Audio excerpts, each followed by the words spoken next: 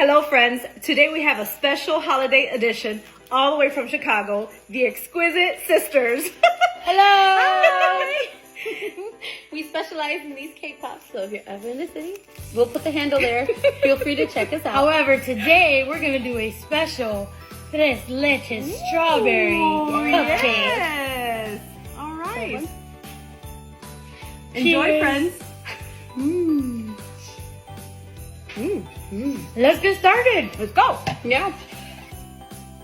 You're going to start by gathering the following ingredients. Make the cake mix as indicated in the box, replacing the oil with butter and the water for milk. Place the cake mix into a piping bag and fill each cupcake tin halfway full. Place in the oven for 15 minutes at 350 degrees. Now for the filling.